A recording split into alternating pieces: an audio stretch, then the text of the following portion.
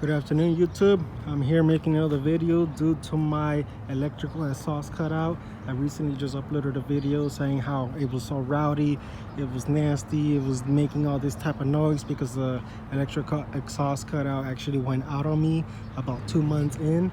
So this video is just talking about a little Mickey Mouse thing that we did. I know I say that Mickey Mouse is not good, but in this situation Mickey Mouse doesn't really matter for the fact that electrical exhaust cutout is actually gone.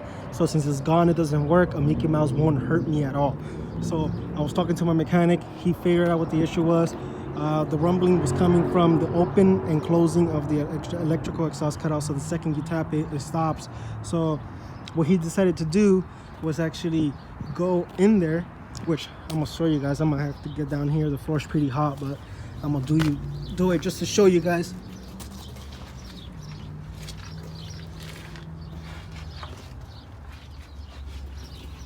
So we're down here already.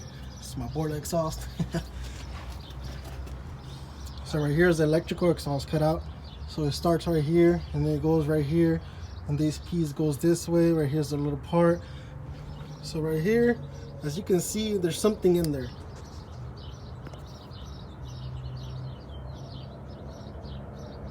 It's pretty hard to see. I don't have a flashlight to actually show you guys, but that's actually a screwdriver. We stabbed a screwdriver in there to actually stop the rattling from coming in here. This part is the part that went out, so we forcefully stabbed the screwdriver. Since this part is no good, I need to cut it, and then put a regular pipe so it could just continue my pipe. We just ended up stabbing a screwdriver, stopped the rattling, and my truck doesn't make any rattle. In the previous video I just posted not so long ago, a couple days ago, you could actually hear the rattle even through the video. So it's kind of embarrassing having that rattle knowing that there's something wrong with your truck. So we finally fixed it. This is called the Mickey Mouse way. So Mickey Mouses are usually not good, but in this situation it doesn't really matter for the fact that it's not going to harm my truck. It's just stopping the rattling from this part. Another reason I want to make this video, not just showing you guys this, also because I'm saving money by not actually removing this.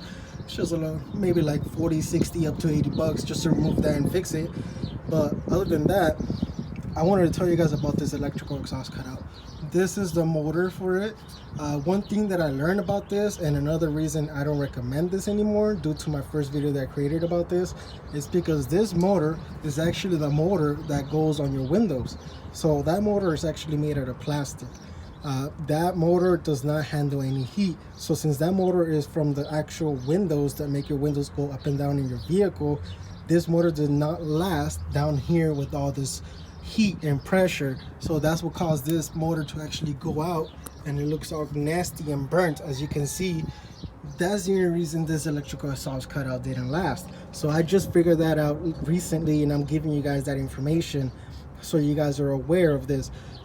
Maybe you find an electrical exhaust cutout that actually doesn't have a motor that's plastic or that comes from a window.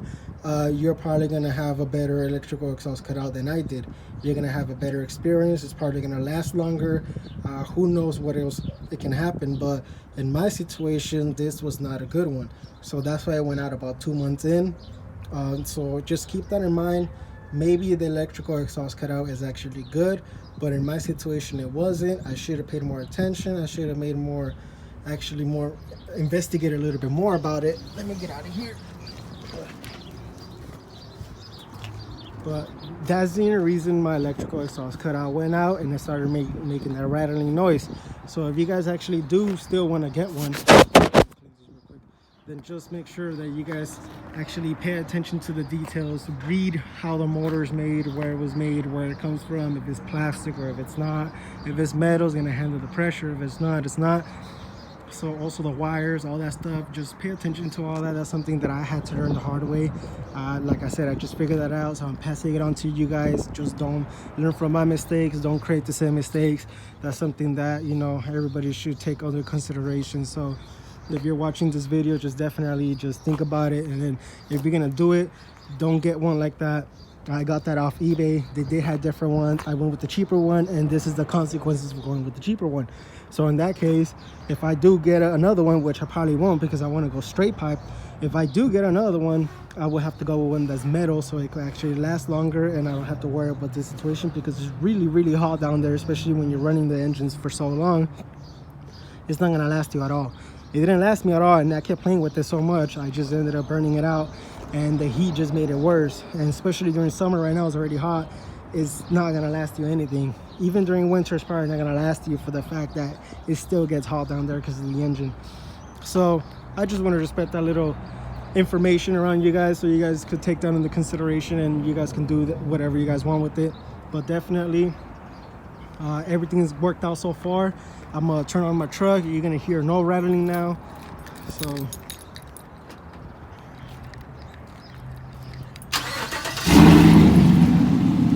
the truck turns on perfect, no rattling, it sounds smooth. I don't hear no noise anymore. If you guys saw my previous video, if you haven't, go check it out. The rattling was actually loud. Right now there's nothing. The screwdriver is stuck in there. It did what it had to do. I don't have to worry about anything anymore.